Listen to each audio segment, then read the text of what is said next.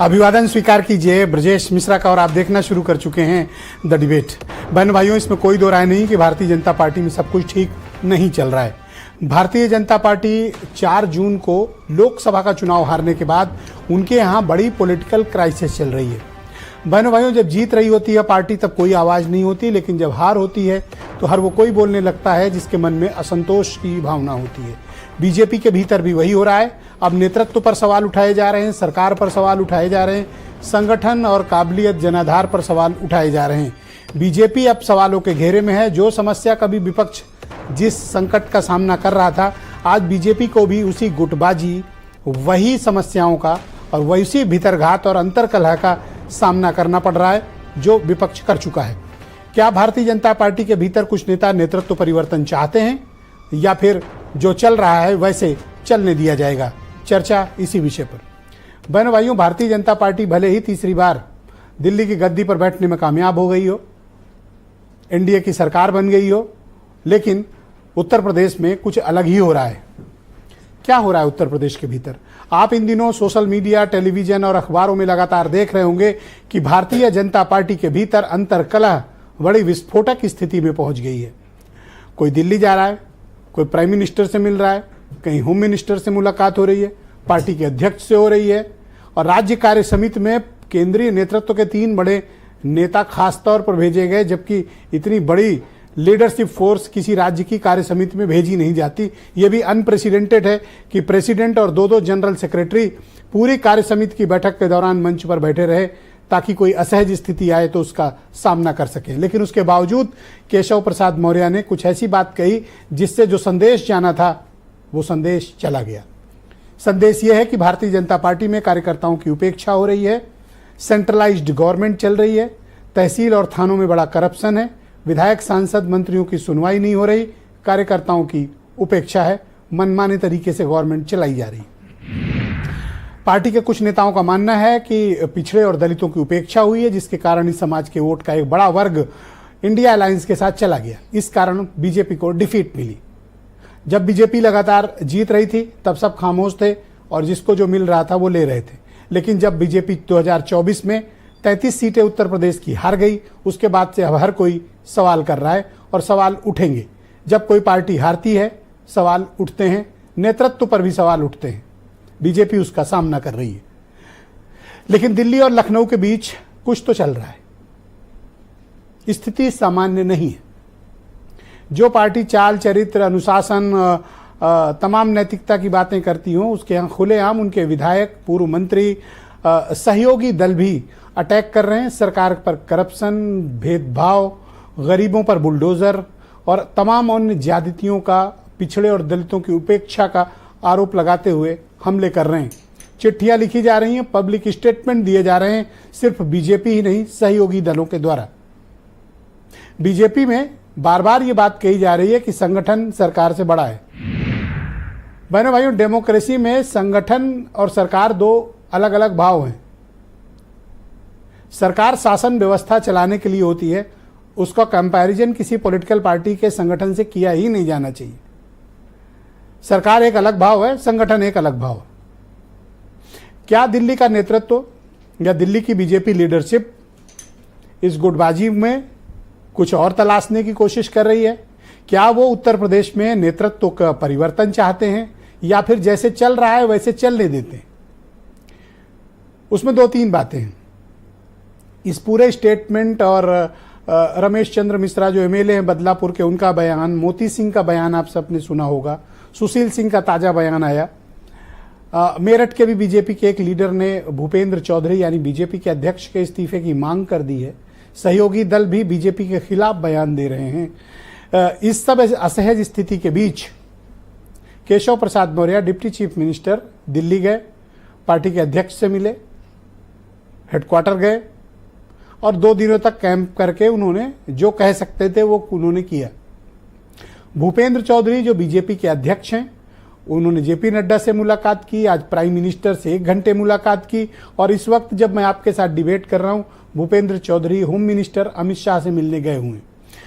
ऐसी चर्चा है, हालांकि इसकी आधिकारिक पुष्टि नहीं हुई, कि हार की नैतिक जिम्मेदारी खुद भूपेंद्र चौधरी यानी प्रदेश अध्यक्ष ने अपने ऊपर ली है। लेकिन दिल्ली का नेतृत्व तो फिलहाल अभी किसी तरह के कोई संकेत नहीं दे रहा है। इसलिए अभी यह कहना कि कोई नेतृत्व परिवर्तन होगा या संगठन में के नेतृत्व में परिवर्तन होगा या कुछ परम्यूटेशन कॉम्बिनेशन बदलेंगे, यह सिर्फ अभी कयास है। मैं हमेशा कहता हूं कि किसी भी पॉलिटिकल पार्टी का ट्रैक रिकॉर्ड उसके कामकाज से आकी है।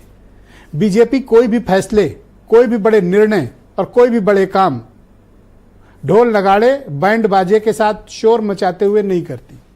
बहुत ही गोपनीय ऑपरेशन होता है। जब होता है तो किसी को पता नहीं होता है और जिसको बैठना होता है उसे भी नहीं मालूम होता है। बहुत खुफिया ऑपरेशन बीजेपी पॉलिटिकली करती है। लिहाजा शोर मचाकर जिन्हें ये लगता है कि बीजेपी के नेतृत्व में कोई परिवर्तन होगा, तो मुझे ऐसा नहीं प्रतीत होता है। बीजेपी की कार्यशैली दूसरी पार्टियों से बिल्कुल भिन्न है। हाँ, ये एक बात जरूर है कि ये जो असंतोष है भारतीय जनता पार्टी के भीतर उत्तर प्रदेश की सरकार के कामकाज को लेकर, इसको पुष्पित और पल्लवित होने दिया जा रहा है। यह प्रस्फुटित हो रहा है। ये अगर बढ़ रहा है तो इसे कोई रोक नहीं रहा है। कोई बोल रहा है, उसे रोका नहीं जा रहा है। और ये आवाजें धीरे धीरे बढ़ती जा रही हैं। सरकार के खिलाफ असंतोष पहले रेयर सुनाई देते थे, पर अब भारतीय जनता पार्टी विपक्ष से इस वक्त नहीं लड़ रही है। बीजेपी इस वक्त बीजेपी से लड़ रही है। सत्ता जनित जो कुछ समस्याएं होती हैं, जैसे गुटबाजी, अंतरकलह, भीतरघात और पावर थर्स्ट, यानी सत्ता में अपना कंट्रोल, ये सभी राजनीतिक दलों की एक बड़ी बीमारी है। बीजेपी कहती थी उसे ऐसा कुछ नहीं होगा, लेकिन उन्हें हो गई है। बीजेपी को एक बड़ी प्रॉब्लम डायग्नोस हो गई है, उसकी बीमारी पता चल गई है, सार्वजनिक हो रही है, लेकिन मरीज अपने मर्ज को स्वीकार करने को तैयार नहीं है। बीजेपी के भीतर जो सिरफुटौल, अंतरकलह, भीतरघात, भ्रष्टाचार के आरोप और सत्ता पर कब्जे की जो लड़ाई है, वो बीजेपी संगठन को भारी और बहुत भारी पड़ने वाली है। 2024 के चुनाव में उनके 9% वोट कम हुए और उनकी 33 सीटें चली गई। पिछड़े और शेड्यूल्ड कास्ट कम्युनिटी का एक बड़ा चंक उधर शिफ्ट हो गया इंडिया अलायंस की तरफ। अब अगली लड़ाई 2027 में उत्तर प्रदेश के असेंबली के चुनाव की है। और बहनों भाइयों, उत्तर प्रदेश में कोई अन्य राज्यों की तरह विपक्ष नहीं है। यहाँ का विपक्ष बहुत ही ताकतवर है और यहाँ के विपक्ष ने तमाम रिसोर्सेज, तमाम बड़ी पॉलिटिकल ताकत, लहर और सब कुछ होने के बावजूद उसने भारतीय जनता पार्टी को उत्तर प्रदेश में बुरी तरह से शिकस्त देकर 10-20 नहीं बल्कि 43 पार्लियामेंट्री सीटें हासिल की हैं। बीजेपी के कार्यकर्ताओं का मनोबल गिरा हुआ है और विपक्ष के कार्यकर्ताओं का मनोबल आसमान पर है। और बीजेपी के लिए रोज आ रही ये असंतोष की खबरें उसकी पार्टी के भीतर नुकसान और लगातार नुकसान कर रही हैं। क्या बीजेपी बहुत भारी राजनीतिक नुकसान की तरफ बढ़ रही है? शायद हाँ भी हो सकता है, क्योंकि अभी तक दिल्ली और लखनऊ के नेतृत्व ने इंटरवीन नहीं किया है और ये समस्या धीरे धीरे बढ़ी और अब बढ़ती ही जा रही है। कोई ताज्जुब नहीं होगा कि आने वाले कुछ हफ्तों में ये, अगर दिल्ली इंटरवीन नहीं करता है तो एक बड़ी पॉलिटिकल क्राइसिस से बीजेपी गुजरेगी उत्तर प्रदेश में, ऐसा प्रतीत होता है। आप कुछ स्टेटमेंट सुन लें, फिर आज की डिबेट हम आगे बढ़ाएंगे। चुनाव में जो रिजल्ट आया है वो थोड़ा हम लोग के लिए अच्छा नहीं है, लेकिन वास्तव में सरकार से बड़ा संगठन तो होता ही है, संगठन ही सरकार बनाता है। अब देखिए, तो पार्टी का निर्णय है। आज हमारे ऑलरेडी मुख्यमंत्री जी हमारे मुखिया हैं, प्रदेश के मुखिया हैं, और तो हमें उम्मीद है कि अगला भी चुनाव उन्हीं के नेतृत्व में होना चाहिए। लेकिन अब पार्टी का जो निर्णय होगा उसके साथ हम लोग हैं। ये सरकार जो आपस में लड़ रही है, इनके फैसले भी जल्दीबाजी के हैं। भारतीय जनता पार्टी के लोग आपस में लड़ करके और कुर्सी की लड़ाई में पूरा एडमिनिस्ट्रेशन खत्म कर दिया है। जहां इन्हीं के विधायक, इन्हीं के लोग आरोप लगा रहे हैं कि भ्रष्टाचार चल रहा है।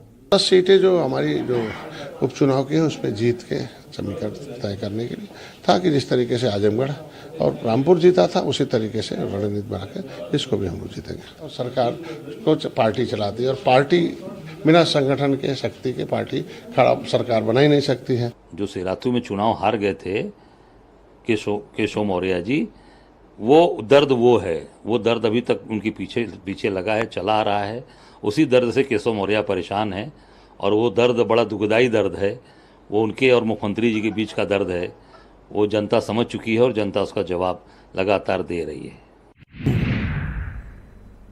बहनों भाइयों, डिबेट को आगे बढ़ाएंगे। उत्तर प्रदेश में भारतीय जनता पार्टी के प्रवक्ता राकेश त्रिपाठी मेरे साथ मौजूद हैं। यूपी के बहुत ही जाने माने राजनीतिक मामलों के एक्सपर्ट जर्नलिस्ट ब्रजेश शुक्ला जी मेरे साथ मौजूद हैं। दीपक रंजन समाजवादी पार्टी के प्रवक्ता हैं। डॉक्टर सुधा मिश्रा मेरे साथ मौजूद हैं, उत्तर प्रदेश में कांग्रेस कमेटी की प्रवक्ता। और अजय वीर सिंह राष्ट्रीय लोकदल के प्रवक्ता हैं। वीरेंद्र सिंह जी हमारे स्टेट हेड। शुक्रिया और धन्यवाद आप सभी का इस कार्यक्रम में मेरे साथ सम्मिलित होने के